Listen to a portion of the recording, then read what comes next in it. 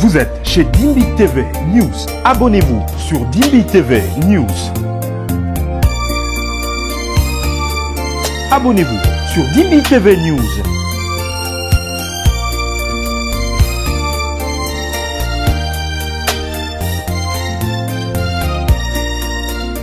Aujourd'hui, c'est moi qui dirige le message. Ndenge kope metoyeba pasteur ya message o atika pena nini ya Branham toko koyeba bilemu kozala nini Qui double le message? Ce sont les prédicateurs mal intentionnés. Pourquoi le message vient exalter? Pourquoi dans l'église du message il n'y a pas la vie? Moutabe est solo à Branham. Il ne témoigne que de Branham. Lui-même n'a aucune histoire avec Dieu. Que chacun soit à sa place. Vous devez aimer tous les autres pasteurs. Aimez le pasteur Dioka. Ne le critiquez jamais. Aimez le pasteur Kalumbu. Ne le critiquez jamais. Aimez votre pasteur. Ne créez pas de problèmes dans vos églises. Nous sommes tous dans le message. Nous partons au ciel. Pourquoi je vais parler contre le pasteur Kalumbu? Si vous aimez être avec lui, allez-y.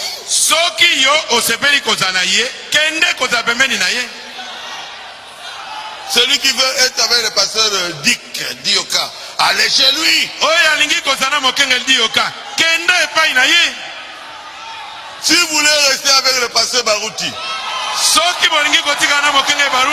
restez ici.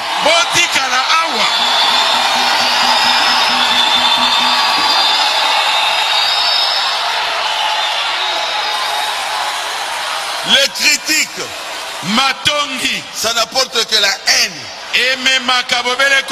Nous n'avons pas besoin de la haine. Pour aller au ciel, il faut l'amour parfait. Bonjour, bienvenue sur Dimbi TV News. Si tu es là pour la première fois, abonne-toi pour ne rien manquer de nos prochaines publications. Merci pour vos partages, vos likes. Que le Seigneur nous bénisse tous. Shalom.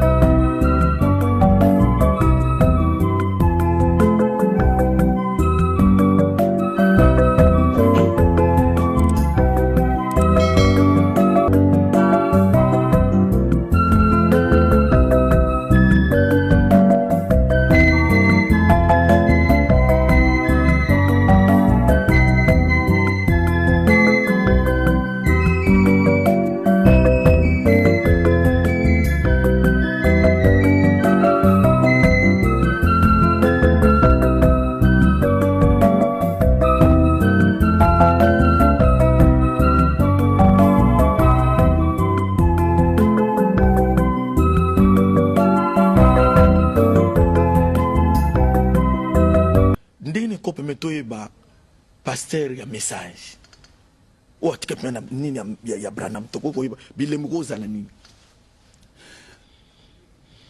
bilemu ezali pas cité pona koyeba pasteur atikali penza na ndenge prophète Branham ateyaki à côté à Jésus. Pour Branham ateyaki Jésus ne nzambe na biso à côté à baptême au nom de Jésus-Christ. Pour être frère Branham ateyaki yango à côté à Yesu azali koya à kolbate que Yesu asiaye mais Yesu azali koya exactement le travail de frère Branham. Nous m'appelle ça mokanda et musala ya ko préparer boye ya mi balé ya Jésus-Christ. Donc ce que nous montre que Yesu asiaye c'est faux. somo mutate ke Branham aza nzambe, c'est faux. Branham akoza nzambe te, aza prophète. Wana oyebi déjà que mutoyo aza na solo to mutoyo aza suna solo te. Pourquoi le message vient zate? Pourquoi dans les églises du message il n'y a pas la vie? Mutobe dans le solo à Branham. Il ne témoigne que des miracles de Branham. Lui-même n'a aucune histoire avec Dieu. Comment les gens croiront? Parle de tes témoignages. Les témoins ne manqueront pas. Ça va les fortifier. Il dira, un homme comme lui, Dieu l'a utilisé. Moi aussi, Dieu peut m'utiliser. C'est pourquoi Baruch nous a gagné. Il nous a montré ce que Dieu a fait avec nous. Après, Dieu a commencé à agir sur nous. Qui double le message? Ce sont les prédicateurs mal intentionnés. Au Branham, Quelqu'un fait l'accident. Qu'est-ce que Branham lui a posé comme question? Est-ce que tu crois en Jésus? Oui, je crois en Jésus. Branham a tourné le véhicule. Le véhicule a fait quoi? Qu'est-ce que Branham lui a posé comme question? Est-ce que tu crois en Jésus? Il a dit c'est tout. Jésus. Il a crié encore. Branham tournait le véhicule. Tu crois en moi? Dieu dit à Branham, amène les gens à te croire. Pourquoi? Pour que tu guérisses quelqu'un, il faut croire dans le ministère. Il doit croire à ton ministère. Si tu ne me crois pas, je ne ferai aucun miracle dans ta vie. Pourquoi? Il doit croire à l'homme. Oh, Dieu a dit, pour moi la merveille de Dieu. Voir les merveilles de Dieu. Comme ici est Dieu. Et il n'est pas devenu Dieu. Amène les gens à te croire. Alléluia. Amen. Alléluia. Amène les gens à te croire. Parce que quand ils te regardent, ils ne te verront plus. Ils verront Dieu. Moïse, amène les gens à regarder le serpent. Est-ce que le serpent dans la vie? Est-ce que le serpent dans la vie? Non. Mais quand tu regardes le serpent, au biki, tu guéris. Pourquoi? C'était l'obéissance. Et ça quand on sort dans ma lobby.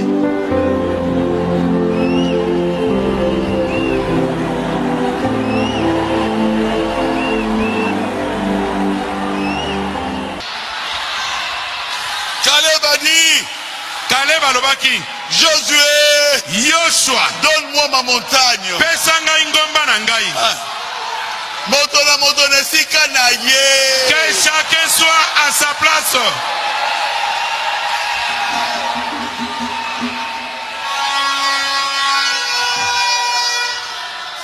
Vous devez aimer tous les autres pasteurs. Et sengeli bolinga bakengeli mosusu nyonso. Aimez le pasteur Dioka. Ne le critiquez jamais. Aimez le pasteur Kalumbu. Ne le critiquez jamais. Est-ce que c'est clair?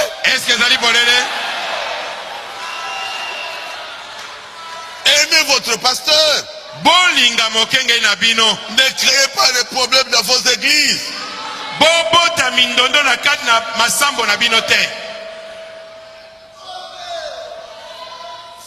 Si vous avez compris, dites Amen.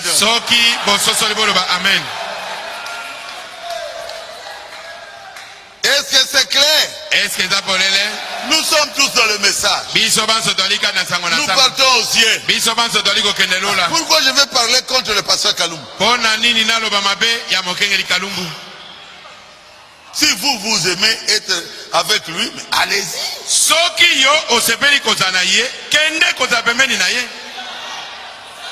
Celui qui veut être avec le pasteur Dioka, allez chez lui. Si vous voulez rester avec le pasteur Baruti, restez ici.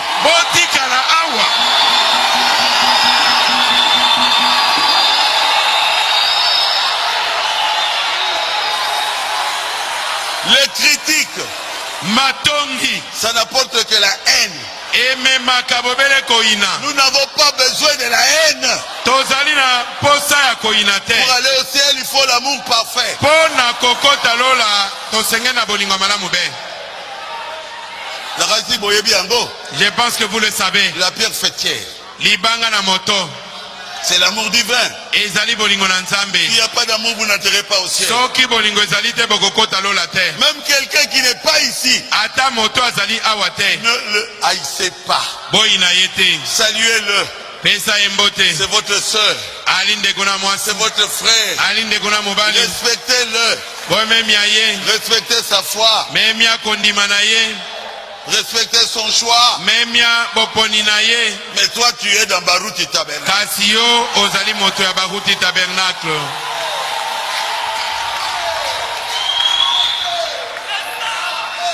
Est-ce que c'est clair? Est-ce que ezali polele?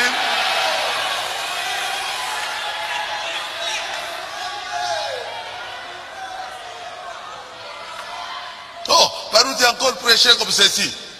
Oh baruti. Est-ce que moi je surveille ce que vous prêchez? Ate lisusu boye. Est-ce que nga nazolanda ya makambo nini bino bozote na beglise na bino? Prêchez Jésus. Bote ya Yesu. Ne prêchez pas Baruti. Bote ya baruti te. Ah, de démolir ce que Baruti a prêché. Oh. Prêchez ce que vous croyez être la vérité. Yo te ya oyo okanisi ete ezali solo. Et si vous êtes dans l'assemblée de Baruti, Pe soko za na losamba baruti. prêchez comme Baruti. Te ya ndenge baruti ate Vous yaka. ne voulez pas de différence.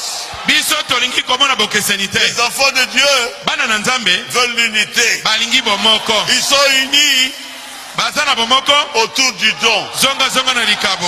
qu'ils ont eux-mêmes vu. Oyo bango moko bamoni. Ils ont vu Bango bamoni. les aveugles marcher, Bakufeli miso les komona. aveugles voir, Bakufeli miso komona. les boiteux marcher, Batengo le mikotambo. mort ressuscité. Bakufi kosekwa. Bongo yo okoka kolongola Baruti na mitema na bango. Est-ce que toi tu sauras ôter baruti de leur cœur? Moi je pense que c'est impossible. Ngai na kanisi ke okokokate. Si quelqu'un aime Messi, Soki moto moko alingi le Messi. joueur Messi, Joueur wana Messi. toi tu vas dire non, non, non, non, non. Yo lobi te. Il faut aimer Ronaldo. Esenge bolinga Leonardo. Ça ne marchera pas. Ekosimba te. Dans son cœur, il aime Messi. Na motema na alingi Messi. Si quelqu'un aime, par exemple, le frère Dioka, Soki moto alingi ndakisa ndeko bali moi je ne dio. vais pas lui dire viens seulement chez moi ici. Ngai na kokoloba nete te. Yakaka Non. ke bai na ngai awa te. Lui aime le pasteur Dioka. Ye alingi mokenge Lui lidio. aime le pasteur Kalumbu. Ye alingi mokenge likalumbu. Laissez-les aller là-bas. Tika ye akenda kuna. Mais qu'on nous laisse tranquille. Kasi batika biso kimia. Nous sommes derrière le pasteur Baruti. Biso tozali nsima mokenge libaruti.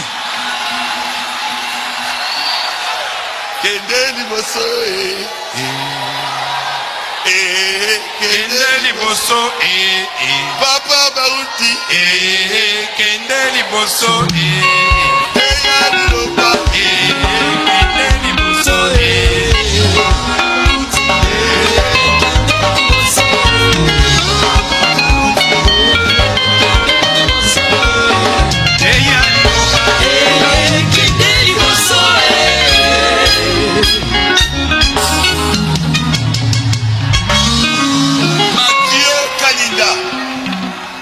Mathieu Kaninda. Un jeune homme de Mongafula Elenge mobali moko boye ya Mongafula. ne faisait que m'injurier. Azwaki mosala ka ya kofinga ngai. Il était venu dans la voiture pour me Bamemaki na demander pardon. motuka. Pona kosenga Ici à bolisi. Rigini. Awa na Rigini. Dieu lui a cassé la tête. Nzambe abukaki ekingo. Un frère de l'Afrique du Sud, il n'y a pas longtemps. Ndeko mobali moko Afrique du Sud na Joburu eleki tango molayi te awa. Quand on m'avait appelé par le pasteur Belessi, Tango mokengeli belisi abengai ngai. il a mis ça sur l'internet. Baruti est avec le président, et il est ceci, il est politicien. Atie na internet abi baruti azali politicien, azana président boy na boy. Un mois après, Australie. Je ne suis pas allé en Afrique du Sud, je suis allé en Australie. Vous connaissez me tuer? Il a appelé. Je demande pardon au pasteur Baruti. Je vais mourir. Nazosenga pardon na mokenge baruti na ngina kufa. Akufa. Et il était mort. Du respect. Kimemia. Et pourtant il était serviteur de Dieu. Nzokande azaki mosala nzambe. On lui avait laissé là-bas toute une église. Le pasteur était déjà aux États-Unis. Lo sambo mbakuna mokenge ndiwana asia koma aux États-Unis. Yo musadu ka ko détruire baruti akufa. Ndene kope metoye ba pasteur ya message. O atika pena nini ya Branham toko ko bilembo ko zala nini. Bilembo ezali pas cité pona oyeba. Pasteur atikali peza na ndenge prophète Branham ateaki à côté à Jésus. Pour Branham ateaki Jésus, Jésus n'est nzambe na biso. À côté à baptême au nom de Jésus-Christ. Pour être frère Branham ateaki yango. À côté à Yesu azali koya, à kolbate que Yesu asia ye. Mais Yesu azali koya. Exactement le travail de frère Branham. Nous m'appelle ça que mon kanda et musala il a préparé boye yami balé ya Jésus-Christ. Donc ce que mon mutate que Yesu asia ye c'est faux. Ce que mon mutate que Branham azanzabe c'est faux. Branham a cause zanzabe te aza prophète. Wana oyebi déjà que mutoyo azana solo to mutoyo aza suna solo te.